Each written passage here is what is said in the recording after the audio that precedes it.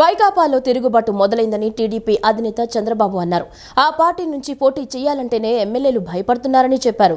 జగన్ చెప్పేవన్నీ నీతులు, చేసేవన్నీ సైకో పనులు అని విమర్శించారు. ఎన్నికలు అయిపోగానే వైకాపా ఖాళీ అవుతుందన్నారు. వైకాపాను గద్దెదించేందుకు ప్రజలంతా సిద్ధంగా ఉన్నారని చెప్పారు. వైసీపీని భూస్థాపితం చేయాలని ఓటర్లకు పిలుపునిచ్చారు. రాజమహేంద్రవరంలో నిర్వహించిన రా కదలిరా బహిరంగ సభలో టీడీపీ అధినేత చంద్రబాబు పాల్గొని ప్రసంగించారు. నడిరోడ్డుపై మహిళలను ఆ పార్టీ నేతలు వేధిస్తున్నారని, వారి జోలికొస్తే వైఎస్ఆర్ కాంగ్రెస్ పార్టీకి అదే చివరి రోజవుతుందన్నారు. ప్రజల కోసం వారి మాటలు భరిస్తున్నామని అన్నారు. మాచర్లలో దుర్గారావు అనే కార్యకర్తను పోలీసులు వేధించారని, ఉన్మాది పాలనలో అందరం బాధితులమేనని చంద్రబాబు అన్నారు. ఈ 5 ఏళ్లలో ఉద్యోగ ఖాళీల భర్తీపై ఏనాడూ శ్రద్ధ పెట్టలేదని విమర్శించారు. ఉద్యోగం అడిగితే గంజాయి ఇస్తున్నారని, ఆకుకూరలు దొరకడం లేదు కానీ రాష్ట్రమంతా గంజాయి దొరుకుతోందని చెప్పారు. దానికి బానిసల్ని చేసి యువత భవిష్యత్తును నాశనం చేస్తున్నారని అన్నారు. సంస్కరణలకు నాంది పలికిన పార్టీ టీడీపీ అని, ఛార్జీలు పెంచకుండా నాణ్యమైన విద్యుత్తు ఇచ్చామన్నారు. వైఎస్ఆర్ కాంగ్రెస్ పార్టీ ప్రభుత్వంలో 9 సార్లు ఛార్జీలు పెంచారని, పన్నుల బాధుడితో పేదల రక్తాన్ని తాగుతున్నారని విమర్శించారు. దళితులెవరూ నోరెత్తకూడదు, ప్రశ్నించకూడదని, వారి స్వరం వినిపిస్తే గొంతు నొక్కేస్తారు, చంపేస్తారని అన్నారు. 4.5 ఏళ్లలో 6,000 దాడులు చేశారని, 188 మందిని పట్టున పెట్టుకున్నారన్నారు. సామాజిక న్యాయం అంటే ఇదేనా అని చంద్రబాబు మండిపడ్డారు. అంటే ఏ విధంగా అంబేద్కర్ను కూడా అవమానం చేసే విధంగా ఆయన పేరు తీసేశాడంటే ఇది చాలా దుర్మార్గం అని చెప్పి కూడా నేను మీకు తెలియజేస్తున్నా. ఇవన్నీ కూడా ఇది ఒక పెత్తందారితనం. చెప్పేదంతా నీతులు చెప్తాడు, చేసే పనులు మాత్రం సైకో పనులు చేస్తానే ఉంటాడు. దళితులు ఎవరు కూడా నోరెత్తకూడదు, ప్రశ్నించకూడదు, ఆయన ముందర ఎవరు కూడా నిలబడకూడదు.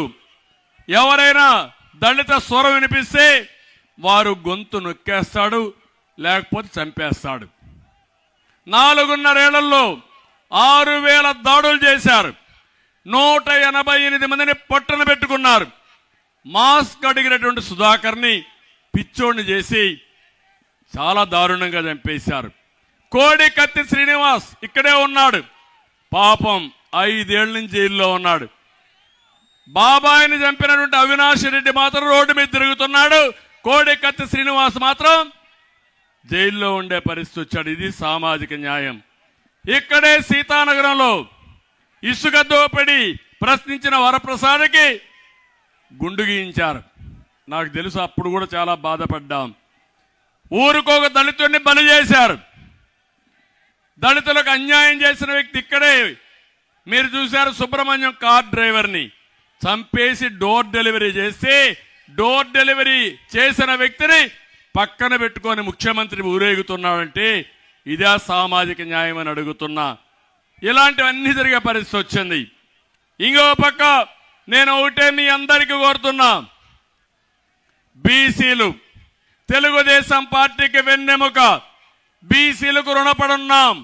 తప్పకుండా బీసీ రుణం తీర్చుకుంటాం, సప్లాన్ తెస్తాం. న్యాయం చేసే బాధ్యత తెలుగుదేశం పార్టీదని వెనుకబడిన వర్గాలందరికీ హామీ ఇస్తున్నా. జగన్ ముఖ్యమంత్రి అయ్యాక పూర్తిగా మారిపోయారని ఏపీసీసీ అధ్యక్షురాలు ఆయన సోదరి వైఎస్ షర్మిల ఆరోపించారు. వైఎస్ ముఖ్యమంత్రిగా తన మార్క్ రాజకీయం, సంక్షేమ పాలన అందించారని, అది ఇప్పుడు జగనన్న పాలనలో ఎక్కడుందని ప్రశ్నించారు. వైకాపా కోసం నిస్వార్థంగా పనిచేస్తే ఇప్పుడు తనపైనే వ్యక్తిగత దాడులు చేస్తున్నారని ఆవేదన వ్యక్తం చేశారు. తనకు ఎప్పుడు పదవీకాంక్ష లేదని, ఎన్ని అవరోధాలు కల్పించినా రాష్ట్ర ప్రజల హక్కుల కోసం పోరాటం సాగిస్తానని స్పష్టం చేశారు. కడపలో నిర్వహించిన కార్యకర్తల సమావేశంలో ఏపీసీసీ అధ్యక్షురాలు వైఎస్ షర్మిల పాల్గొన్నారు. సమావేశంలో ఆమె మాట్లాడుతూ, వైఎస్ఆర్ కాంగ్రెస్ పార్టీని అధికారంలోకి తీసుకొచ్చేందుకు 3,200 కిలోమీటర్ల పాదయాత్ర చేశానని, అలాంటిది ఇప్పుడు తనపైన మూకుమ్మడిగా దాడి చేస్తున్నారన్నారు. రోజుకొకరితో తనపై వ్యక్తిగతంగా దూషణలు చేయిస్తున్నారని తెలిపారు. ప్రణబ్ ముఖర్జీతో తన భర్త అనిల్ కలిసి రాజకీయం చేశారని మాట్లాడుతున్నారని, జగనన్నను జైల్లో పెట్టి తాను ముఖ్యమంత్రి కావాలని బ్రదర్ అనిల్ కోరినట్లు విషప్రచారం చేస్తున్నారని, అదంతా అబద్ధమన్నారు. సోనియా గాంధీ దగ్గరికి అనిల్ భారతీరెడ్డితో కలిసే వెళ్లేవారని, వైఎస్ఆర్ కాంగ్రెస్ పార్టీ నేతలకు దమ్ముంటే ప్రణబ్ ముఖర్జీ కుమారుడిని అడిగి తెలుసుకోవాలన్నారు. జగన్ పత్రికలో తనపైన వ్యక్తిగతంగా వార్తలు రాయిస్తున్నారని చెప్పారు. ఆ పత్రికలో జగన్కు ఎంత భాగస్వామ్యం ఉందో తనకు అంతే ఉందని, ఆ విషయం మరిచి ఆ పత్రిక ఇష్టానుసారం వార్తలు రాస్తోందన్నారు. వైఎస్ఆర్ కాంగ్రెస్ పార్టీ నాయకులు ఏం రాసినా ఏం చేసినా భయపడే ప్రసక్తే లేదని, ఏం చేసుకుంటారో చేసుకోవాలని షర్మిల తీవ్రంగా మండిపడ్డారు. ఇది నా పుట్టినిల్లు, ఇది నా పుట్టినిల్లు. జగనన్నతో నాకేమీ ద్వేషం లేదు, ఆయనది కూడా నా రక్తమే. కానీ జగనన్న ముఖ్యమంత్రి అయిన తర్వాత మనిషి మారిపోయాడు. జగనన్న ముఖ్యమంత్రి అయినాక పాత జగనన్న కాదు, ఈ జగనన్న నాకు తెలియదు. నేను వైసీపీ కోసం, జగనన్న కోసం నిస్వార్థంగా 3200 కిలోమీటర్లు పాదయాత్ర చేశాను. నా ఇంటిని పక్కన పెట్టి, నా బిడ్డలను పక్కన పెట్టి, నా సర్వస్వాన్ని వదులుకొని ఎండనక వాననక రోడ్ల మీదనే బతుకుతూ నెలల తరబడి 3200 కిలోమీటర్లు నిస్వార్థంగా, ఏ పదవి కాంక్ష లేకుండా నిస్వార్థంగా వైసీపీ నిలబడాలి అని, ఆ రోజు ఆ పార్టీకి ఇంకా ఉనికే లేకుండా పోతుందేమో అని భయపడుతుంటే, ఆ పార్టీ ఆ భారాన్నంతా నా భుజాన వేసుకొని ఒక్క మహిళ 3200 కిలోమీటర్లు పాదయాత్ర చేశారు. ఇంకా సాక్షి అట ఇప్పుడు తెలంగాణలో నాతో కలిసి పనిచేసిన వాళ్లకు ఫోన్లు చేసి, షర్మిలమ్మకు వ్యతిరేకంగా మీరు మాట్లాడితే మేము మీకు కవరేజ్ ఇస్తామని ఫోన్లు చేస్తున్నారు, వాళ్ళకు కవరేజ్ ఇస్తున్నారు. అక్కడ తెలంగాణ పార్టీలో నాతో కలిసి పనిచేసిన వాళ్ళు మాకు ఫోన్ చేసి, అమ్మా మాకు ఇలా ఫోన్లు వస్తున్నాయి, మీరు వ్యతిరేకంగా మాకు చెప్తున్నారు. ఇంతగా దిగజారాలా రాజకీయాలు? ఇంతగా దిగరాల్సిన అవసరం ఉందా మీరు? ఏ సాక్షి? ఇదే సాక్షిలో ఏ సాక్షి అయితే ఇప్పుడు నా గురించి ఇంత దూషణలు చేస్తున్నారో, ఈ సోషల్ మీడియా అంతా ఇంతగా దూషిస్తున్నారో, ఇదే సాక్షిలో నాకు భాగముంది. ఇదే సాక్షిలో జగన్మోహన్ రెడ్డి గారికి ఎంత భాగముందో ఆయన బిడ్డ రాజశేఖర రెడ్డి బిడ్డకు కూడా అంతే భాగం ఉండాలని రాజశేఖర రెడ్డి గారు నిర్ణయించారు. జనసేన టీడీపీ కలవకూడదని చాలా మంది ఎదురు చూశారని, ప్రయత్నాలు కూడా చేశారని జనసేన పీఏసీ చైర్మన్ నాదెండ్ల మనోహర్ అన్నారు. ఇరు పార్టీలు కలిసి పనిచేస్తే ప్రజలకు, రాష్ట్రానికి మంచి జరుగుతుందని, ప్రజల నుంచి వచ్చిన నిర్ణయం కాబట్టే దీనిని ఎవరూ వ్యతిరేకించడం లేదని తెలిపారు. రాజకీయ పార్టీగా తమ నేతల మనోభావాలను దృష్టిలో ఉంచుకుని పవన్ కళ్యాణ్ స్పందిస్తారన్నారు. టీడీపీ జనసేన పొత్తులో ఉన్నందున పొత్తు ధర్మాన్ని పాటించాలని, పొత్తులు, సీట్లు విషయం ఇరు పార్టీల అధినేతలు చర్చించుకుని నిర్ణయాలు ప్రకటిస్తారన్నారు. జనసేన రాజకీయ వ్యవహారాల కమిటీ చైర్మన్ నాదెండ్ల మనోహర్ విజయవాడలో విలేకరుల సమావేశం నిర్వహించారు. సమావేశంలో ఆయన మాట్లాడుతూ పవన్ కళ్యాణ్ త్వరలోనే జనంలోకి వస్తున్నారని చెప్పారు. మేనిఫెస్టో ప్రచార అంశాలపై ప్రత్యేక దృష్టి పెట్టినట్లు వెల్లడించారు. శాసనసభ గౌరవాన్ని పెంచే విధంగా సభాపతి తీరు ఉండాలన్నారు. వైసీపీ ఎమ్మెల్యేలు చాలామంది తమను కలుస్తూ ఉంటారని, ఎన్డీఏలో భాగస్వామిగా జనసేన ఉందన్నారు. రాజకీయ పార్టీగా తాము ఇండిపెండెంట్ అని, సిద్ధాంతాల ప్రకారం ఇతర పార్టీలతో కలిసి పనిచేస్తామన్నారు. పొత్తుల విషయంలో తమ అధినేత నిర్ణయాన్ని స్వాగతిస్తామని తెలిపారు. బీజేపీ, టీడీపీ, జనసేన కలిసి వెళితే ప్రజలకు మేలు జరుగుతుందని తమ అధ్యక్షుడి ఆలోచనని చెప్పారు. జనసేన, టీడీపీ సంయుక్తంగా కలిసి సమావేశాలు పెట్టుకుని ముందుకు సాగుతామన్నారు. వైసీపీ విముక్త ఆంధ్రప్రదేశ్ కోసం తామంతా కలిసి పనిచేస్తామని, ప్రజాస్వామ్యంలో ప్రతి ఒక్కరికి స్వేచ్ఛ ఉంటుందన్నారు. జగన్ ముందు తమతో అంశాల వారీగా చర్చకు రావడానికి సిద్ధమా, కనీసం మీడియా ముందుకు వచ్చి వివరాలు చెప్పడానికైనా సిద్ధమా అని ప్రశ్నించారు. మరొకసారి ప్రజలు మీకు అవకాశం కల్పిస్తే ఏ విధంగా పరిపాలించబోతున్నారో అటువంటి అంశాలపైన మాట్లాడాల్సింది పోయి, సంస్కారం లేకుండా రాజకీయ చరిత్రలో ఆంధ్రప్రదేశ్లో ఎన్నడూ లేని విధంగా ఒక రాజకీయ సభలో ప్రతిపక్ష నాయకులు, మా పార్టీ అధ్యక్షులు పవన్ కళ్యాణ్ గారిపైన, అదేవిధంగా చంద్రబాబు నాయుడు గారిపైన, ఇతర పార్టీ నాయకులపైన కటౌట్లు ఏర్పాటు చేసి, అదొక ఎటువంటి ఆనందమో నేను చెప్పలేను, పైశాచిక ఆనందం అనుకుంటా బహుశా.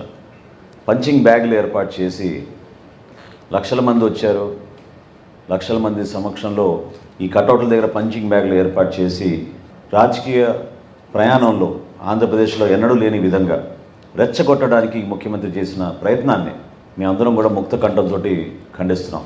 ఖచ్చితంగా ప్రతి రాజకీయ పార్టీకి ఒక వ్యూహం ఉంటుంది. అందులో పొత్తులో భాగంగా ఇరు పార్టీలు కలిసి, మా పార్టీ అధ్యక్షులు పవన్ కళ్యాణ్ గారు, అదేవిధంగా చంద్రబాబు నాయుడు గారు మాట్లాడుకుని చర్చించుకొని తప్పకుండా ఒక డేట్ ఖరారు చేసిన తర్వాత మిమ్మల్ని అందరినీ పిలిచి అనేక కార్యక్రమాలు రాష్ట్ర ప్రజలకు ఉపయోగపడే విధంగా మేము చేయాల్సినవన్నీ కూడా మీ ముందు ఆ సమాచారం అందించిన తర్వాత ముందుకెళ్తాం. సీఎం జగన్ అమరావతిలో పేద ప్రజలకు ఇళ్లు కేటాయిస్తే దుర్మార్గుడు చంద్రబాబు అడ్డుకున్నాడని ఎమ్మెల్యే వైసీపీ సెంట్రల్ నియోజకవర్గ సమన్వయకర్త వెల్లంపల్లి శ్రీనివాస్ విమర్శించారు. చట్టబద్ధంగానే పేద ప్రజలకు సీఎం జగన్ అమరావతిలో భూములు కేటాయించారన్నారు. అమరావతిలో ఇళ్ల నిర్మాణం ఖచ్చితంగా చేపడతామని చెప్పారు. పేదల జీవితాన్ని చంద్రబాబు పవన్ కళ్యాణ్లు నాశనం చేశారని, పేదలను ఇబ్బంది పెడితే చంద్రబాబు పవన్ కళ్యాణ్ దిక్కుమాలిన జీవితాన్ని అనుభవిస్తారని దుయ్యబట్టారు. వైఎస్ఆర్సీపీ సెంట్రల్ నియోజకవర్గం సమన్వయకర్త ఎమ్మెల్యే వెల్లంపల్లి శ్రీనివాసరావు 36వ డివిజన్ సీతన్నపేట ప్రాంతాలలో పర్యటించారు. ఎమ్మెల్సీ రుహుల్లా, స్థానిక కార్పొరేటర్ బాలిగోవిందు, సెంట్రల్ నియోజకవర్గ కార్పొరేటర్లతో కలిసి ఎమ్మెల్యే వెల్లంపల్లి శ్రీనివాసు ప్రతి ఇంటికి వెళ్లి కరపత్రమిస్తూ ప్రజలతో మాట్లాడుతూ పర్యటించారు. ఈ సందర్భంగా వెల్లంపల్లి మాట్లాడుతూ వైసీపీ ప్రభుత్వంలో అందరికీ అన్ని సంక్షేమ పథకాలు ఇచ్చామని తెలిపారు. సీఎం జగన్ అమరావతిలో పేద ప్రజలకు ఇల్లు కేటాయిస్తే దుర్మార్గుడు చంద్రబాబు అడ్డుకున్నాడన్నారు. పేదలకు అమరావతిలో ఉండే అర్హత లేదని చంద్రబాబు అనే దుర్మార్గుడు కోర్టుకు వెళ్లి అడ్డుకున్నాడన్నారు. అమరావతి ఇళ్ల స్థలాలపై కోర్టులో కేసు వేసి స్టే తెచ్చాడన్నారు. న్యాయబద్ధంగా చట్టబద్ధంగానే పేద ప్రజలకు సీఎం జగన్ భూములు కేటాయించారన్నారు. అమరావతిలో ఇళ్ల నిర్మాణం ఖచ్చితంగా చేపడతామని తెలిపారు. పేదల జీవితాన్ని చంద్రబాబు పవన్ కళ్యాణ్లు నాశనం చేశారన్నారు. దుర్మార్గంగా అమరావతిలో పేదలకి ఉండే అర్హత లేదు అని చెప్పని కోర్టులో కేసు వేసి స్టే తీసుకొచ్చాడు. కానీ ఈరోజు మనందరం కూడా న్యాయబద్ధంగా చట్టబద్ధంగా వాళ్ళందరికీ స్థలాలు ఇవ్వడం జరిగింది. దేవుడి దయతో జగన్మోహన్ రెడ్డి గారు మంచి మనసుతో వాళ్ళ స్థలాలు ఇచ్చారు కాబట్టి తప్పకుండా అక్కడ ఇళ్ల నిర్మాణం చేపడతామని చెప్పని ప్రతి ఒక్కరికి కూడా చెప్తున్నాం. దీంట్లో ఎవరు కూడా భయపడాల్సిన పని లేదు. చంద్రబాబు లాంటి దుర్మార్గుడు అమరావతిలో కేవలం ధనికులు మాత్రం ఉండాలి, పేదలకు ఉండే అర్హత లేదు అని చెప్పని కోర్టులో కేసులేసి వ్యవస్థల్ని ఏదో అబద్ధాలు చెప్పి ఆ విధంగా వ్యవస్థల ద్వారా ప్రజలను ఇబ్బంది పెట్టాలని ప్రయత్నం చేస్తున్నాడు. అది ఎంతకాలం కూడా ఆగదు. ఎందుకంటే నిజం ఎక్కువ కాలం దాగదు, వచ్చేస్తుంది బయటికి. తప్పకుండా జగన్మోహన్ రెడ్డి గారు చేసే మంచి ఏదైతే అమరావతిలో పట్టాలు ఇచ్చాడో అమరావతిలో అందరికీ కూడా అటు విజయవాడ వెస్ట్ కానీ సెంట్రల్ కానీ ఈస్ట్ కానీ 3 నియోజకవర్గాల్లో కూడా చక్కగా మంచి స్థలాలు పేదలకు పంచిపెట్టడం జరిగింది. ఆ స్థలాల అర్హత ఇప్పుడు కూడా వాళ్ళకే ఉంది. ఇల్లు నిర్మాణం కూడా దేవుడి దయ వల్ల కోర్టులో స్టే కనుక కొట్టేస్తే తప్పకుండా వెంటనే త్వరితగతిన నిర్మాణం చేపట్టి వీళ్ళందరికీ కూడా త్వరితగతిన ఇల్లు ఇస్తామని చెప్పని కూడా చెప్పడం జరిగింది. అనంతరం ఎమ్మెల్సీ రుహుల్లా, కార్పొరేటర్ బాలిగోవింద్ మాట్లాడుతూ సీఎం జగనన్న వస్తేనే పేద ప్రజల జీవితాలు ఆనందంగా ఉంటాయన్నారు. టీడీపీ జనసేన నాయకుల్ని చీపురుతో కొడతామని స్థానికులు చెప్తున్నారన్నారు. చంద్రబాబు దుర్మార్గపు రాజకీయాలకు కేర్ ఆఫ్ అడ్రస్ అని తెలియజేశారు. వెల్లంపల్లి శ్రీని గారి వెనక ప్రతి ఒక్కళ్ళు కూడా ఒక కుటుంబ సభ్యులు లాగా మా ఒక పెద్ద అన్నలాగా రావడం జరిగింది. ఈ రోజున మా 36వ డివిజన్లో ప్రతి గడప గడపకి తిరుగుతున్నాం. ప్రతి ఒక్కరు కూడా చాలా సంతోషకరంగా చాలా సంతోషంగా మాట్లాడుతున్నారు. కారణం ఏంటంటే కేవలం జగన్మోహన్ రెడ్డి గారి వల్ల. గత ప్రభుత్వంలో చూసుకుంటే ఈ ప్రభుత్వంలో చూసుకుంటే ప్రతి ఒక్కరు కూడా 36వ డివిజన్లో లబ్ధి పొందిన వాళ్ళే. ప్రతి ఒక్క కుటుంబానికి సుమారుగా 4-5 కుటుంబాలకి 4-5 పథకాలు అందరం చాలా అదృష్టకరంగా భావిస్తున్నారు. రాబోయే రోజుల్లో జగన్మోహన్ రెడ్డి గారు అత్యంత మెజార్టీతో 175 ఏదైతే అనుకున్నారో ఇవన్నీ కూడా నెరవేరుస్తారు. అలాగే ఇక్కడ వెల్లంపల్లి శ్రీనివాస్ గారికి అత్యంత మెజార్టీతో గెలుస్తారని చెప్పి మనస్ఫూర్తిగా కోరుకుంటున్నాం. సంతోషం, ఆనందం మాకు ఎంతో ఆనందంగా ఉందండి. దేనికంటే జగనన్న నవరత్నాలు ప్రతి నవరత్నాలు ప్రతి రత్నం ప్రతి ఇంటికి అందజేస్తున్నారు. కాబట్టి ఒకటి జగనన్న వస్తేనే పేదలు మంచిగా ఉంటారు. ఏంటంటే జగనన్న వస్తేనే ఆంధ్రప్రదేశ్లో ప్రజలకు గొప్ప స్థాయి ఉండిద్దని ప్రతి ఒక్కరు చెప్పడం మాకు ఆనందం. ఇక్కడ కొత్త డ్రామాలు వేస్తూ కొత్త యాక్టింగ్ చేస్తూ జనసేన కానీ టీడీపీ ముందుకు వస్తున్నారు. వాళ్ళు చీపీలు తిరిపేసి కొడతామన్నా అని వాళ్ళే డైరెక్ట్గా చెప్పడం. అదే ఇక్కడ మన బాలగోవింద్ కూడా మంచి డివిజన్, ఒక మోడల్ డివిజన్గా చూసుకొని స్విమ్మింగ్ పూల్ గతంలో ఎలా ఉంది అదే స్విమ్మింగ్ పూల్ ఇప్పుడు వెళ్ళి చూడండి ఎలా ఉందో. అంటే కార్పొరేషన్ నిధులతోని గొప్పగా ఏర్పాటు చేసి ప్రతి రోడ్డు అభివృద్ధి చేసి ప్రతి షాపులో అభివృద్ధి.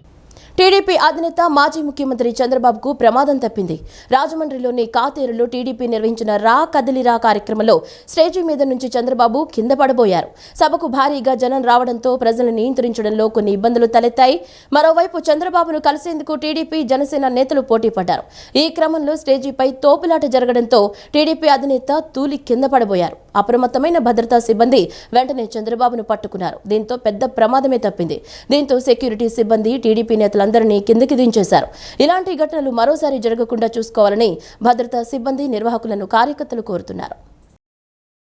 ఆరోపణలకు ఆధారాలు ఏవి అంటే స్పీకర్, అసెంబ్లీ కార్యదర్శి వద్ద సమాధానం లేదని వైకాపా రెబల్ ఎమ్మెల్యే కోటంరెడ్డి శ్రీధర్ రెడ్డి ఆగ్రహం వ్యక్తం చేశారు. లిఖితపూర్వకంగా తాము సమాధానం ఇచ్చినా దానికి రసీదు అడిగితే స్పీకర్ ఇవ్వలేదని, చట్టాలపై గౌరవం పోగొట్టేలా ఆయన తీరుందని మండిపడ్డారు. అనర్హత పిటిషన్లపై విచారణకు సంబంధించి వైఎస్ఆర్ కాంగ్రెస్ పార్టీ రెబల్ ఎమ్మెల్యేలు మేకపాటి చంద్రశేఖర్ రెడ్డి, ఉండవల్లి శ్రీదేవి స్పీకర్ తమ్మినేని సీతారామన్ కలిశారు. అనంతరం వారు మీడియాతో మాట్లాడారు. రాజ్యసభ ఎన్నికల్లో ఓటమి భయంతో వైఎస్ఆర్ కాంగ్రెస్ పార్టీ ప్రభుత్వం కుట్రలకు పూనుకుందని ఆరోపించారు. ఏపీలో స్పీకర్ రూల్ బుక్ను కూడా విభజించారని దుయ్యబట్టారు. శాసనసభాపతి కాలం అతి త్వరలో ముగుస్తున్నందున చిట్టచివరి రోజుల్లో అయినా చరిత్రలో నిలిచే నిర్ణయాలు తమ్మినేని తీసుకోవాలని కోరారు. 16 నెలల ముందు కోటంరెడ్డి శ్రీధర్ రెడ్డి ఏం చెప్పారో వైఎస్ఆర్ కాంగ్రెస్ పార్టీ ఎమ్మెల్యేలు చాలామంది ఇప్పుడు అదే మాట్లాడుతున్నారన్నారు. మేమందరం కూడా నేరుగా హాజరు కావాలంటే రావడం జరిగింది. మాకు సమయం కావాలా? అదేవిధంగా మా మీద ఎవరైతే ఆరోపణలు చేశారో వారు ఏం ఆరోపణలు చేశారు అని మీరు చెప్తున్నారు, కానీ దానికి ఆధారాలు కూడా మీరు ఇవ్వాలంటే సమాధానము చెప్పలేనటువంటి పరిస్థితి. మాకు సమయం ఇవ్వము. ఖచ్చితంగా ఈ రోజే మీ వాదన చెప్పాలంటే మా మీద మీరు ఏ ఆరోపణలు చేశారో ఆరోపణలకి మీరు ఆధారాలు చూపించకుండా సమాధానం చెప్పాలంటే ఎలా సమాధానం చెప్పాలని చెప్పని అడిగినటువంటి పరిస్థితి. దానికి కూడా స్పందించిన విధానం స్పీకర్ గారైనా అసెంబ్లీ సెక్రటరీ గారైనా. అయితే ఈ సందర్భంగా నాకు స్పష్టంగా అర్థమైంది ఒకటే, స్పీకర్ గారు రాష్ట్ర వైఎస్ఆర్ కాంగ్రెస్ పార్టీ ప్రభుత్వ పెద్దల ముఖ్యమంత్రి జగన్మోహన్ రెడ్డి గారి ఆదేశాల మేరకే ముందస్తుగానే ఓ నిర్ణయం తీసుకుని ఓ తంతులా ఓ డ్రామాలా దీన్ని నడిపించబోతున్నారు తప్ప చట్ట పరిధిలో ఇవి జరగటం లేదు. రాజ్యాంగ నిబంధనలకి లోబడి ఇది జరగటం లేదు. సహజ న్యాయ సూత్రాలకి భిన్నంగా ఇది జరుగుతుంది అని స్పష్టంగా అర్థమైన పరిస్థితి. జగన్ ప్రభుత్వంలో అభివృద్ధి చేసి సంక్షేమ పథకాలను అమలు చేసి ఓటు అడుగుతున్నామని పశ్చిమ నియోజకవర్గ ఇన్ఛార్జ్ షేక్ ఆసిఫ్ తెలిపారు. గత ప్రభుత్వంలో కరకట్టవాసుల ఇళ్లను కూల్చివేసి వారిని నానా ఇబ్బందులు పెట్టిన ఘనత చంద్రబాబుకే దక్కుతుందన్నారు.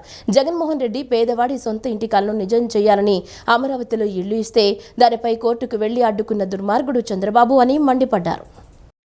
విజయవాడ పశ్చిమ నియోజకవర్గ సమన్వయకర్త షేక్ ఆసిఫ్ పశ్చిమ నియోజకవర్గం 41వ డివిజన్లోని భవానీపురం రంగూన్ సాహిబ్ వీధిలో పర్యటించారు. కార్పొరేటర్ షేక్ ఇర్ఫాన్ వైసీపీ నాయకులతో కలిసి ఇంటింటికి వెళ్లి వైసీపీ ప్రభుత్వంలో జరిగిన అభివృద్ధి సంక్షేమ కార్యక్రమాలను వివరించారు.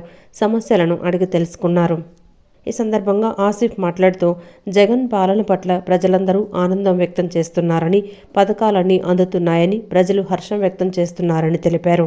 కులమతాలకు అతీతంగా అర్హులైన ప్రతి ఒక్కరికి సంక్షేమ పథకాలు ఇచ్చారని చెప్పారు. గత ప్రభుత్వంలో అభివృద్ధి సంక్షేమం లేదన్నారు. జగన్మోహన్ రెడ్డి పేద ప్రజల సొంత ఇంటి కలను నిజం చేసేందుకు అమరావతిలో ఇళ్ల స్థలాలు వేస్తే కోర్టుకు వెళ్లి అడ్డుకున్న దుర్మార్గుడు చంద్రబాబు అని అన్నారు. పేదల పార్టీ వైసీపీ పార్టీ అని అన్నారు. ఎన్నికల్లో పోటీ చేసేందుకు టీడీపీలో అభ్యర్థులే లేరని, విజయవాడ పశ్చిమ నియోజకవర్గంలో తన మీద ఎవరిని నిలబెట్టాలో తెలియక తర్జన భర్జనలు పడుతున్నారని చెప్పారు. టీడీపీ ఓడిపోవటం ఖాయమని, వైసీపీ ఘన విజయం సాధిస్తుందని ధీమా వ్యక్తం చేశారు. మేము ఒకటే అడుగుతున్నాం, పేదల పార్టీ వైఎస్ఆర్ కాంగ్రెస్ పార్టీ, ప్రజల పార్టీ వైఎస్ఆర్ కాంగ్రెస్ పార్టీ, సంక్షేమ పార్టీ వైఎస్ఆర్ కాంగ్రెస్ పార్టీ. తెలుగుదేశం కావాలని ఒక బురద జల్లే కార్యక్రమం పెట్టుకొని ఏదో మాయ మాటలు చెప్తున్నారు. వాళ్ళకి దమ్ముంటే రమ్మని చెప్పండి, దమ్ముంటే ఎవరు వచ్చినా పర్లేదు. ఇప్పుడు దాకా వాళ్ళ క్యాండిడేట్ ఎవరో తెలియదు, వాళ్ళ క్యాండిడేట్ ఎవరు నిలబెట్టాలి నా మీద అని చెప్పేసి వాళ్ళు వెతుక్కుంటున్నారు. తప్పకుండా జగన్మోహన్ రెడ్డి గారు మళ్ళీ 24 ముఖ్యమంత్రి అవ్వడం ఖాయం. మొన్న భీమిలి సభలో ఒక జనసముద్రంలాగా కనబడింది. అది చూసి ఓర్వలేక ఏదేదో కారుకొత్తలు కూస్తున్నారు. వాళ్ళ వణుకులో వన్నె పుట్టి ఏదో మేము కావాలని చెప్పేసి జగన్మోహన్ రెడ్డి గారి మీద బురద జల్లే కార్యక్రమమే తప్ప ప్రజలకు చేసింది ఏమీ లేదు, శూన్యం. కరోనా కష్టకాలంలో కూడా నిలబడిన ఏకైక ముఖ్యమంత్రి వైఎస్ జగన్మోహన్ రెడ్డి గారు. అనంతరం కార్పొరేటర్ మాట్లాడుతూ జగన్ పాలన పట్ల ప్రజలు సంతృప్తిగా ఉన్నారని, మళ్లీ జగన్మోహన్ రెడ్డి ముఖ్యమంత్రి కావాలని ప్రజలు కోరుకుంటున్నారని తెలిపారు. పట్టాల కోసం వాళ్ళు కోరటం జరిగింది. పట్టాల కోసం మేము గతంలో కలెక్టర్ గారికి నివేదిక అందించాము. వారిలో త్వరలోనే పరిష్కరిస్తామని చెప్పి హామీ కూడా ఇచ్చుంటారు. అలాగే ఇక్కడ ఉన్నటువంటి రిటర్నింగ్ ఎప్పుడు వరదలు వస్తే ఎక్కువగా మునిగిపోతూ ఉంటుంది. దానికి కూడా 7 కోట్లు కట్టి జగన్మోహన్ రెడ్డి ఇక్కడ రిటర్న్ వాళ్ళు నిర్మిస్తామని చెప్పి ముఖ్యమంత్రి గారు హామీ ఇవ్వడం కూడా జరిగింది. అలాగే ఇక్కడ ఉన్నటువంటి స్లమ్ ఏరియా ఎక్కువగా చిన్నపాటి వర్షాలకు వస్తే కూడా రోడ్లు మునిగిపోవడం చాలా ఇబ్బంది పడేవాళ్ళు. ఇప్పుడు ఈ ప్రెసిడెంట్ అయితే మన రోడ్లు నిర్మించినప్పుడు చూస్తుంటే మీరు అభివృద్ధి ఈ పక్కలన్నీ రోడ్లు కూడా ఈ మధ్యకాలంలో మనంతా నిర్మించుకోవడం జరిగింది. దుర్గమ్మ దర్శనానికి వచ్చే భక్తులకు మెరుగైన సౌకర్యాలు కల్పించడమే లక్ష్యంగా పనిచేస్తున్నామని దుర్గగుడి పాలక మండలి చైర్మన్ కర్నాటి రాంబాబు తెలిపారు. దసరా భవానీ దీక్షల విరమణను మునుపెన్నడూ జరగని విధంగా దిగ్విజయంగా నిర్వహించామని, ఇందుకు సహకరించిన అందరికీ ధన్యవాదాలు తెలిపారు. అందరి సూచనలు సలహాలతో భక్తులకు మరింత మెరుగైన సేవలు అందించేందుకు కృషి చేస్తామన్నారు. ఇంద్రకీలాద్రి పాలక మండలి 8వ సమావేశం 1 టౌన్ బ్రాహ్మణ వీధి జమ్మిదొడ్డిలోని సమావేశ మందిరంలో జరిగింది. ఆలయ పాలక మండలి చైర్మన్ కర్నాటి రాంబాబు, పాలక మండలి సభ్యులు ఈవో కెఎస్ రామారావు సమావేశంలో పలు అభివృద్ధి పనుల గురించి చర్చించారు. సమావేశం అనంతరం నిర్వహించిన విలేకరుల సమావేశంలో కర్నాటి రాంబాబు మాట్లాడుతూ ఆలయంలో ఎలివేటెడ్ క్యూ లైన్లు ఏర్పాటును ఆమోదించామని తెలిపారు. పూజా మండపాలు కొండపైన ఏర్పాటు చేస్తామన్నారు. శివాలయం అంతరాలయంలో ఏసీ మండపం చుట్టూ లైటింగు ఏర్పాటు చేయనున్నట్లు తెలిపారు. జనవరి 26వ తేదీన 1,00,000కు పైగా భక్తులు దర్శనం చేసుకున్నారని చెప్పారు. ప్రతిరోజు ఉదయం 11:30 గంటల నుండి 12 గంటల 15 నిమిషాల వరకు అమ్మవారి నైవేద్యం నిమిత్తం దర్శనం ఆపటం జరుగుతోందని, ఆ సమయంలో భక్తుల రద్దీ అధిక సంఖ్యలో ఉంటున్నందున అమ్మవారి దర్శనార్థం విచ్చేయు వీవీఐపీలు, వీఐపీలు, వృద్ధులు మరియు వికలాంగులు మధ్యాహ్నం 2 గంటల అనంతరం మాత్రమే దర్శనానికి షెడ్యూల్ చేసుకొని దేవస్థానం వారికి సహకరించాలని కోరారు. త్వరలో గిరి ప్రదక్షిణ మార్గం మొత్తం బస్సు తిప్పాలని నిర్ణయించామన్నారు. ఇందుకు బస్సుకు పర్మిట్ తెచ్చుకోవాల్సి ఉందన్నారు. ఘాట్ రోడ్డుకు మరమ్మతులు చేయనున్నట్లు చెప్పారు. వచ్చే దసరా నాటికి మాస్టర్ ప్లాన్లో భాగంగా పనులకు ఒక రూపం తెస్తామన్నారు. రైల్వే స్టేషన్, బస్టాండ్లలోని కౌంటర్లలో అమ్మవారి ప్రసాదం అందుబాటులోకి తేవాలని నిర్ణయించినట్లు చెప్పారు. కొండ చర్యల పనులపై మంత్రితో కూడా చర్చించి త్వరలోనే ఆ పనులను పూర్తి చేస్తామని కర్నాటి రాంబాబు తెలిపారు. శివుడి దేవాలయం, మల్లికార్జున స్వామి దేవాలయం రేపు అంటే వైదిక కమిటీ వారి సూచనల మేరకు 18వ తారీఖు అని చెప్పినని కూడా అనుకోవడం జరుగుతుంది. ఆ శివాలయానికి మొత్తం ఎక్కడా కూడా విచ్చేసినటువంటి భక్తులు ఇబ్బంది పడకుండా లోపల కూడా అంతరాలయంలో కూడా ఏసీలు అన్నీ కూడా ఉండాలి. అదేవిధంగా గతంలో కూడా ఉండేవి, అదేవిధంగా ఇప్పుడు కూడా ప్రొవైడ్ చేయాలి. అదేవిధంగా లైటింగు సాయంత్రం టైంలో కానీ ఆ మండపం చుట్టూ కూడా ఎల్ఈడి లైట్స్ ఏర్పాటు చేసి, అదేవిధంగా హైదరాబాద్ నుంచి కూడా ఒక కేవలం లైటింగ్ మీదే వారు ఒక ఏజెన్సీ వారు వచ్చి ఈ ట్రయల్స్ రన్స్ కూడా చేయించడం జరిగింది. మా కార్యనిర్వహణ అధికారి గారు మేము కూడా చూసి అవి అన్నీ కూడా పరిశీలించిన మీదకు మళ్ళీ వాటి మీద ఇంకా నిర్ణయాలు తీసుకోలేదు. ఇప్పుడు కావలసినటువంటి శివాలయానికి ఉన్నటువంటి లైటింగ్ నిమిత్తం కూడా మేము కావలసిన విధంగా కూడా ఏర్పాటు చేసే విధంగా కూడా ఆమోదించడం జరిగింది. వైసీపీ కార్పొరేటర్లు దోచుకోవడానికి, దాచుకోవడానికి ఉన్నారు తప్ప వారికి నగరాభివృద్ధిపై శ్రద్ధ లేదని TDP floor leader Nellibandla Balaswamy, deputy floor leader Ummadi Venkateswararao విమర్శించారు. కార్పొరేషన్లో మేయర్కి గానీ, వైసీపీ కార్పొరేటర్లకు గానీ చట్టం మీద గౌరవం లేదన్నారు. వైసీపీ మున్సిపల్ కార్పొరేషన్ చట్టాన్ని పక్కన పెట్టి వైసీపీ రాజారెడ్డి రాజ్యాంగాన్ని అమలు చేస్తుందని ఎద్దేవా చేశారు. నగరంలో ఉన్న 2 వైసీపీ శాసనసభ్యులు రాష్ట్ర ప్రభుత్వం నుంచి విజయవాడ నగరానికి ₹1 కూడా తేలని అసమర్థులని ధ్వజమెత్తారు. విజయవాడ ఆటోనగర్లోని ఎన్టీఆర్ జిల్లా టీడీపీ కార్యాలయంలో TDP floor leader Nelabandla Balaswamy, deputy floor leader Ummadi Venkateswararao, కార్పొరేటర్లు ముమ్మినేని ప్రసాద్, పొట్లూరి సాయిబాబు, దేవినేని అపర్ణ, చెన్నిపాటి ఉషారాణి, చెన్నిపాటి క్రాంతిశ్రీ విలేకరుల సమావేశం నిర్వహించారు. సమావేశంలో వారు మాట్లాడుతూ అక్టోబర్లో బడ్జెట్ అంచనాలు తయారు చేసి నవంబర్లో స్టాండింగ్ కౌన్సిల్లోకి తీసుకురావాలని, డిసెంబర్లో అభ్యంతరాలు తీసుకొని జనవరి 10వ తారీఖు లోపు కార్పొరేషన్ బడ్జెట్ని ఆమోదించుకోవాలన్నారు. కానీ వైసీపీ మున్సిపల్ కార్పొరేషన్ చట్టాన్ని పక్కన పెట్టి వైసీపీ రాజారెడ్డి రాజ్యాంగాన్ని అమలు చేస్తోందని ఎద్దేవా చేశారు. ప్రజా ప్రయోజనాలకు ఉపయోగపడని వైసీపీ ఎమ్మెల్యేల మాటలు చూస్తే కోటలు దాటుతాయని విమర్శించారు. వెల్లంపల్లి శ్రీనివాస్ ఆఫీసు ప్రారంభానికి 50 లక్షల రూపాయలతో యుద్ధ ప్రాతిపదికన రోడ్లు వేయించుకున్నాడని, కార్పొరేషన్ జనరల్ ఫండ్ నుండి నిధులు దారి మళ్లించారని ఆరోపించారు. సామాన్యుడికి ఉపయోగపడేవి కౌన్సిల్లో ఆమోదించరు కానీ ఎమ్మెల్యేల అవసరాలకు మాత్రం ప్రజాసొమ్మును దుర్వినియోగం చేస్తున్నారన్నారు.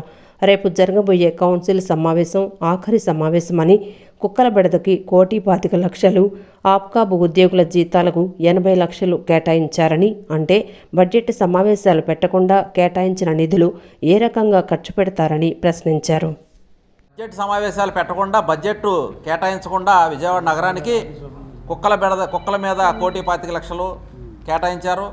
ఆప్కాస్ ఉద్యోగులకి వాళ్ళ జీతాలకి 80 లక్షలు కేటాయించారు. అంటే బడ్జెట్ ఆమోదించకుండా, బడ్జెట్ లేకుండా ఏ నిధుల నుంచి ఖర్చు పెడతారు, ఎలా ఖర్చు పెడతారు? అవగాహన రాహిత్యంతో అధికారులు కానీ వీళ్ళు కానీ ముందుకెళ్తున్నారు. ఈ వైసీపీ ఎమ్మెల్యేలు కానీ ఇన్ఛార్జీలు కానీ అందరూ దోచుకోవడానికి వాళ్ళు ఇచ్చినటువంటి ప్రిఫరెన్స్ విజయవాడ నగర అభివృద్ధి మీద ఏమీ లేదు. 5 సంవత్సరాలు కూడా అన్ని రంగాల్లో కూడా ప్రజల జీవితాలతో చెలగాటం ఆడుకొని ఈ ప్రభుత్వంలో ప్రజల జీవితం నాశనం అయిపోయింది. అంటే ప్రజల మీద, ఎమ్మెల్యేల మీద ఈ అధికారులకు కూడా ఎంత ప్రేమ ఉందంటానికి నేను ఒక మాట చెప్తా. మరి 50 లక్షలు కుక్కల ఆపరేషన్ చేసే వాళ్ళకి బాకీ ఉంది. 7 నెలలు బట్టి ఆపరేషన్లు 2-3 నెలల కిందట కమిషనర్ గారు కలిసి తొందరగా ఆపరేషన్ చేయించండి, జనం భయపడిపోతున్నారని. ఇప్పుడు కారులో తిరుగుతారు కనుక వీళ్ళకి బాధ లేదు.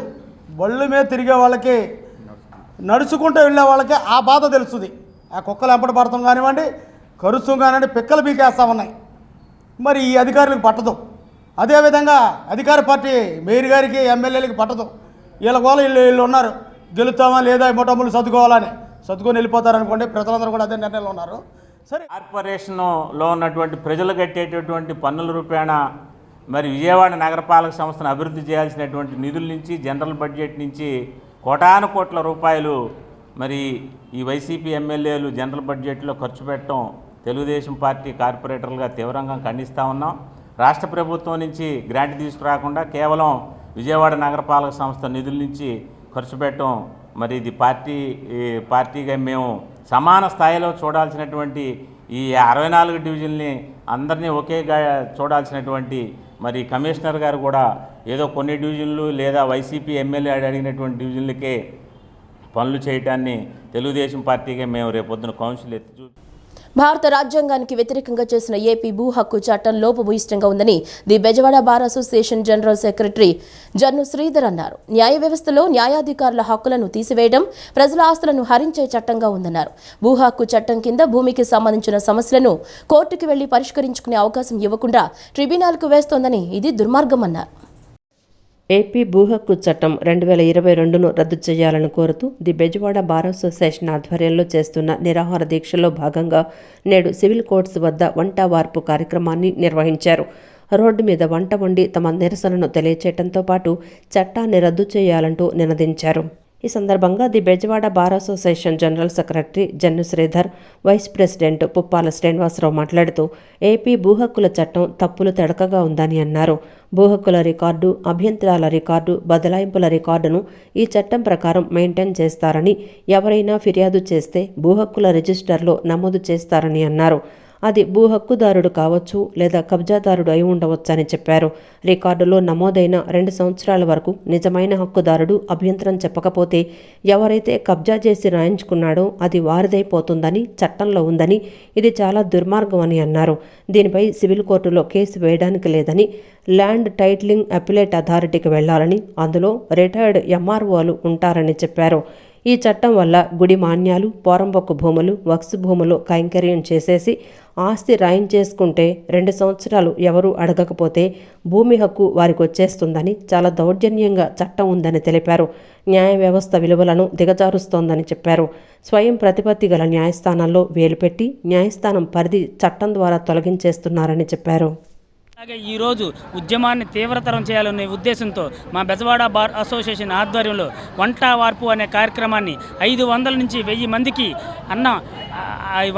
వంట వార్పు చేసి ఈ కార్యక్రమాన్ని వారికి అందించి దీని ద్వారా మేము ప్రభుత్వానికి మా యొక్క నిరసన తెలియజేయదలుచుకున్నాం.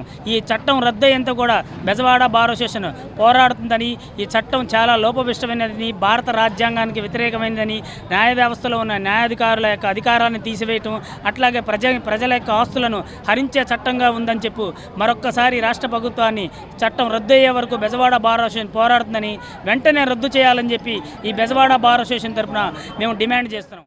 రాజ్యాంగంలో స్వయం ప్రతిపత్తి కలిగిన న్యాయస్థానం అని రాజ్యాంగం లక్షణాల్లో ఉంది. ఆ స్వయం ప్రతిపత్తి కలిగిన న్యాయస్థానంలో వీళ్ళు వేలు పెట్టి ఆ న్యాయస్థానం యొక్క పరిధిని చట్టం ద్వారా తొలగించేసి ఆ న్యాయస్థానంలో మీరు కేసులు వేయకూడదు, మా ల్యాండ్ టైటిల్ అధికారి చేస్తాడనడం చాలా దుర్మార్గం అండి. ఇంకా పైగా ఈ చట్టం ఏం చెప్తుందంటే భూముల యొక్క విలువల్ని పెంచడానికి ప్రయత్నిస్తుందంట. మరి పేదవాడి సంగతి ఏంటండి? ఇల్లు లేక నిరుపేదలై జీవిస్తున్న పేదవాళ్ళు చిన్న భూమి కొనుక్కోవాలంటే కష్టంగా ఉంది. భూముల రేట్లు పెంచితే మన సామ్యవాద సిద్ధాంతం, మన రాజ్యాంగం కల్పించిన సర్వసత్తాక లౌకిక సామ్యవాద గణతంత్ర రాజ్యం అన్నవే 11వ పీఆర్సీలో తగ్గించిన అడిషనల్ క్వాంటంను తిరిగి యథావిధిగా అంతకు ముందిస్తున్నట్లు 70 సంవత్సరాలు నిండిన వారికి 10%, 75 సంవత్సరాలు నిండిన వారికి 15% పునరుద్ధరించాలని పెన్షనర్లు డిమాండ్ చేశారు. రాష్ట్ర ప్రభుత్వం తక్షణమే తమ సమస్యలను పరిష్కరించాలని, లేదంటే ఫిబ్రవరి 5వ తేదీన రాష్ట్ర వ్యాప్త పెన్షనర్లు చలో విజయవాడ కార్యక్రమం చేపడతామన్నారు. పెన్షనర్ల సమస్యలు పరిష్కరించాలని డిమాండ్ చేస్తూ విజయవాడ గాంధీనగర్ ధర్నా చౌక్లో రాష్ట్ర ప్రభుత్వ పెన్షనర్ల సంఘం ఆధ్వర్యంలో పెన్షనర్లు నిరసన కార్యక్రమం చేపట్టారు. రాష్ట్ర ప్రభుత్వ పెన్షనర్ల సంఘం అధ్యక్షులు దాలి నాయుడు, ఏపీఎన్జీఓ సంఘం నాయకులు సాగర్ మాట్లాడుతూ 11వ పీఆర్సీలో తగ్గించిన అడిషనల్ క్వాంటమ్ను తిరిగి యథావిధిగా అంతకుముందిస్తున్నట్లు 70 సంవత్సరాలు నిండిన వారికి 10%, 75 సంవత్సరాలు నిండిన వారికి 15% పునరుద్ధరించాలని పెన్షనర్లు డిమాండ్ చేశారు. గతంలో ఎన్నడూ లేని విధంగా డీఏ బకాయిలు పెట్టారని తక్షణమే వారిని విడుదల చేయాలన్నారు. 11వ పీఆర్సీ ఏరియర్స్ వెంటనే చెల్లించాలన్నారు. హెల్త్ కార్డుల ద్వారా అన్ని వ్యాధులకు గుర్తింపు పొందిన ఆసుపత్రులలో వైద్యం అందించి మెడికల్ రియంబర్స్మెంట్ పరిధి 2 లక్షల నుండి 5 లక్షలకు పెంచాలని డిమాండ్ చేశారు. రాష్ట్ర ప్రభుత్వం తక్షణమే తమ సమస్యలను పరిష్కరించాలని, లేదంటే ఫిబ్రవరి 5వ తేదీన రాష్ట్ర వ్యాప్త పెన్షనర్లు చెలో విజయవాడ కార్యక్రమం చేపడతామన్నారు. డిఏ బకాయిలు పెండింగ్ ఉండటం ఇంతవరకు రాష్ట్ర చరిత్రలో చూడలేదు. మొట్టమొదటిసారిగా మరి 6 డిఏ బకాయిలు పెండింగ్ ఉండటం అనేది జరుగుతుంది. అలాగే పీఆర్సీకి సంబంధించి కూడా వాళ్ళు ఎడిషనల్ క్వాంటమ్ ఉంది, దాన్ని 3% తగ్గించారు అని ఆలోచిస్తుండగానే మొన్న పీఆర్సీలో 27% ఉన్నదాన్ని 23%కి ఫిట్మెంట్ని ఉద్యోగులకి అలాగే పెన్షనర్స్కి కూడా చేశారు. అంటే పెన్షన్ తీసుకునే వాళ్ళకి 27% వచ్చే ఫిట్మెంట్ను 23%కి, 10% వచ్చే అడిషనల్ క్వాంటమ్ను 7%కి, అంటే ఓవరాల్గా 7% ఒక్కొక్క పెన్షనరు వాళ్ళకు వచ్చే పెన్షన్ మీద 7% కోల్పోయిన పరిస్థితి ఉంది. ఇవాళ ఇన్ని సంవత్సరాల తర్వాత పెన్షనర్సు పెద్దవాళ్ళందరూ రోడ్డు మీదకి వచ్చి అయ్యా నువ్వు తీసేసిన ఆ 3%, ఆ 4%ను పునరుద్ధరించండి, వేతన సవరణ సరైన సమయంలో చేయండి. 1%కి ఇమీడియట్గా రెస్టోర్ చేయాలన్నది ప్రధానమైనటువంటి డిమాండు. అలాగే 1/4/20 నుంచి ప్రభుత్వం ఇస్తానన్నటువంటి ఎరియర్స్ కానివ్వండి, అలాగే ఈ పే రివిజన్ బకాయిలు కానివ్వండి, జీవోలు అయితే ఇష్యూ చేశారు. కానీ ఇంతవరకు ₹1 కూడా పెన్షనర్స్ అకౌంట్కి జమ కాలేదు. ఇది మరీ దారుణమైనటువంటి పరిస్థితి. దీన్ని ప్రభుత్వ దృష్టికి తీసుకురావడంలో ఈనాడు ఈ కార్యక్రమాలు నిర్వహించడంలో మా ఉద్దేశం అదే. ప్రభుత్వానికి ఉద్యోగుల్లో కానివ్వండి, పెన్షనర్స్లో కానివ్వండి ఉన్నటువంటి ఆందోళన తెలియపరచడానికి మేము ఈ కార్యక్రమాల్ని చేపట్టాం. మానసిక రుగ్మతలతో బాధపడుతున్న వారి సంరక్షణ బాధ్యత ఒక్క ప్రభుత్వం వల్లే కాదని, స్వచ్ఛంద సంస్థల సహకారం కూడా అవసరమని మనోబంధు ఫౌండేషన్ ప్రతినిధులు తెలిపారు. ప్రభుత్వం విధాన నిర్ణయాల్లో మార్పు తీసుకురావాలని కోరారు. తిరుమల తిరుపతి దేవస్థానం సహకారంతో మెరుగైన సదుపాయాలు కల్పించవచ్చని చెప్పారు. దీనివల్ల మతి స్థిమితం లేక రోడ్ల మీద తిరిగే వారికి గూడు కల్పించి వారికి చికిత్స చేసి కుటుంబంతో కలిసి గడిపేలా చేయాలన్నారు. విజయవాడ ఎంబీబీకే భవన్లో మనోబంధు ఫౌండేషన్ ఆధ్వర్యంలో విలేకరుల సమావేశం నిర్వహించారు. సమావేశంలో సామాజికవేత్త Sandeep Pandey, Manobandhu foundation managing trustee Bhupathiraju Ramakrishnan Raju, psychiatrist trustee Indla Ramasubbareddy మాట్లాడారు. మనోబంధు ట్రస్టును ప్రారంభించి 2 సంవత్సరాలైందన్నారు. అనాథ మానసిక రోగుల కోసం ఈ ఫౌండేషన్ ఏర్పడిందన్నారు. మతిస్థిమితం కోల్పోయిన వారు దేశంలో 10 లక్షల మంది ఉన్నారని ఓ సర్వే ప్రకారం అంచనా వేయటం జరిగిందన్నారు. వారికి ప్రభుత్వం తరపున ఏం చెయ్యాలనేది నిర్దిష్టమైన ప్రణాళిక ఏమీ లేదన్నారు. అటువంటి వారికి ఆశ్రయం కల్పించేందుకు మనోబంధు ఫౌండేషన్ను ఏర్పాటు చేశామన్నారు. తమ ఫౌండేషన్ ద్వారా ఇప్పటివరకు 120 మందికి ఆశ్రయం కల్పించి వారికి చికిత్సను అందించి సాధారణ స్థితికి తీసుకొచ్చి కుటుంబంతో గడిపేలా చేస్తున్నామన్నారు. ఇప్పటివరకు 70 మందిని వారి కుటుంబంతో కలిపామన్నారు. Effectively, because they are motivated, so they are picking up people from the street, and they have reunited 75 people in such a manner, but that is not enough. So this press conference is essentially to launch a bigger initiative. So we are requesting the government to make appropriate policy changes so that such people can be taken care of well, and also with the help of Tirupati Tirumala Devasthanam, he intends to set up a bigger facility so that all these people who are on the street can be housed, can be treated, and then can be reunited with their families. That వాళ్ళు కొంచెం మళ్ళీ నార్మల్స్కి వచ్చిన తర్వాత వాళ్ళ ఊరు పేరు చెప్పగలిగిన తర్వాత అప్పుడు వీళ్ళంతవరకు మళ్ళీ వాళ్ళ న్యాచురల్ హోమ్కు వాళ్ళను రీయునైట్ చేయడానికి ఉద్దేశించిన సంస్థ ఇది. అది మా చేతనైనంత వరకు మేము చేయగలుగుతున్నాం రీయునైట్ చేయడం. ఒకవేళ దూర ప్రాంతాలు ఎక్కడో బీహారో కేరళ ఢిల్లీ అయితే బాంబేలో శ్రద్ధా ఫౌండేషన్ అని ఒక సంస్థ ఉంది ఇలాంటి వాళ్ళ కోసం. డాక్టర్ భరత్ వాత్వా అని ఒక మానసిక డాక్టర్, నాలాంటి డాక్టర్, ఆయన స్థాపించిన సంస్థ ఇది. వాళ్ళకి ఇన్ఫామ్ చేస్తే వాళ్ళ వాలంటీర్స్ వచ్చి వీళ్ళను మతిస్థిమితం ట్రీట్మెంట్ అయిన తర్వాత వాళ్ళు తీసుకెళ్ళి వాళ్ళ హోమ్లో ఉంచి వాళ్ళ వాలంటీర్స్ ద్వారా వాళ్ళు ఇండియాలో ఎక్కడున్నా సరే వాళ్ళ ప్రాంతానికి తరలించే ఏర్పాట్లు ఆయన చేయగలుగుతున్నారు. చాలా సంవత్సరాలు చేస్తున్నారు. మా సంస్థ ద్వారా ఇప్పుడు రాష్ట్రంలో ఇంతవరకు 125 మందిని ఇలాంటి వాళ్ళని వీధుల్లోంచి పికప్ చేసి ఇంతవరకు 75 మందిని వాళ్ళ కుటుంబాలతో మళ్ళీ రీయునైట్ చేయగలిగాం. అలాగే సంవత్సరానికి 2-3 సార్లు ఏదో కార్యక్రమం మీద మన తెలుగు రాష్ట్రాలకి రావటం జరుగుతుంది. ఈయనకి 2002లో మ్యాగ్సెస్ అవార్డు ఇవ్వటం జరిగింది. ఆ అవార్డుని ఈ సంవత్సరం అమెరికా చేస్తున్నటువంటి మానవ హక్కుల ఉల్లంఘన ఏదైతే ఇజ్రాయిల్కి సపోర్ట్ చేస్తూ గాజా పైన తిరుగుబాటు చేస్తుందో, వేలాది మంది పిల్లల్ని అక్కడ చంపగొడుతున్నారో, దానికి నిరసనగా మ్యాగ్సెస్ అవార్డుని తిరిగి మళ్ళీ ఇవ్వటం జరిగింది. ఆర్టీసీలో పనిచేస్తూ తీవ్ర అనారోగ్య సమస్యలతో మెడికల్ అన్ఫిట్ అయిన ఉద్యోగుల పిల్లలకు వెంటనే ఉద్యోగాలు కల్పించాలని ఆర్టీసీ ఉద్యోగులు కోరారు. అనారోగ్యం బారిన పడి విధులు నిర్వర్తించలేని ఉద్యోగులు రాష్ట్ర వ్యాప్తంగా దాదాపు 150 మంది ఉన్నారన్నారు. ఉద్యోగాలు ఇవ్వడానికి సంస్థ నిర్వహించిన విజిలెన్స్ ఎంక్వైరీ కూడా పూర్తయి దాదాపు 8 సంవత్సరాలైందన్నారు. అనారోగ్యంతో ఇబ్బంది పడుతూ కుటుంబం గడవడమే కష్టంగా ఉన్న తమ పరిస్థితిని పెద్ద మనసుతో అర్థం చేసుకుని మానవతా దృక్పథంతో సంస్థలో తమ పిల్లలకు ఉద్యోగాలు కల్పించాలని కోరారు. ఆర్టీసీలో మెడికల్ అన్ఫిట్ అయిన ఉద్యోగులు తమ పిల్లల కోసం గాంధీనగర్ ధర్నా చౌక్లో నిరాహార దీక్ష నిర్వహించారు. ఈ సందర్భంగా మెడికల్ అన్ఫిట్ అయిన ఉద్యోగులు మాట్లాడుతూ అనారోగ్య కారణాలతో మెడికల్ అన్ఫిట్ అయితే వారి కుటుంబాల్లో ఒకరికి ఉద్యోగాలు ఇవ్వాలని పీడీ 19/2015 ప్రకారం సంస్థ జీవో విడుదల చేసిందన్నారు. ఆర్టీసీ సంస్థ కోసం జీవితాన్ని ధారపోసి దురదృష్టవశాత్తు అనారోగ్యం బారిన పడి కుటుంబం నడపడం కాదు కదా, కనీసం వారి వైద్య ఖర్చులకు కూడా తగిన సంపాదన లేక కుమిలిపోతున్నామన్నారు. కొంతమంది అధికారుల తప్పిదం వల్ల 150 కుటుంబాలు రోడ్డున పడ్డాయని ఆవేదన వ్యక్తం చేశారు. అనారోగ్యంతో బాధపడుతున్న దాదాపు 150 మందిలో దాదాపు 40 మంది చనిపోవటం జరిగిందన్నారు. ఆర్టీసీని ప్రభుత్వంలో విలీన ప్రక్రియ పరిశీలనకు ముఖ్యమంత్రి వైఎస్ జగన్మోహన్ రెడ్డి ఆదేశాలతో నియమించిన ఆంజనేయరెడ్డి కమిటీ కూడా ప్రభుత్వ ఉద్యోగులకు వర్తించే మెడికల్ ఇన్వాలిడేషన్ స్కీమును ఆర్టీసీ ఉద్యోగులకు కూడా వర్తింపచేసి పెండింగ్ దరఖాస్తులను సంబంధిత జిల్లా కలెక్టర్లకు పంపాలని సూచించడం జరిగిందని గుర్తు చేశారు. మానసిక వేదనతో కొంతమంది అనారోగ్యంతో మరణించడం జరిగిందన్నారు.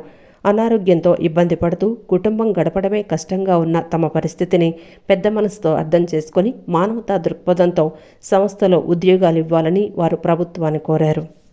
సచివాలయం వెళ్ళాం 2019 నుంచి. సీఎం గారు క్యాంప్ ఆఫీస్కి వెళ్ళాము. రవాణా శాఖ మినిస్టర్ పేరు నాని గారిని కలిసాం సచివాలయంలో అనేకసార్లు. మరలా మచిలీపట్నం వెళ్ళాము, అక్కడ కలిసాం. తర్వాత డిప్యూటీ సీఎం గారు అయిన ధర్మాన కృష్ణదాస్ గారిని అన్ని ఎవిడెన్స్ తోటి ఉన్నాయి మీకు. శ్రీకాకుళం వెళ్ళి కలిసాము కొంతమంది. రీసెంట్గా అనేక మంది ఎండీ గారులు వచ్చారా, మాదేం లేదమ్మా గవర్నమెంట్ సీఎం గారిని కలవమంటున్నారు. ఆ సీఎం గారికి దగ్గరికి వెళ్ళేదాకా మా కోసం మాకు ఎవరు కల్పించట్లేదు.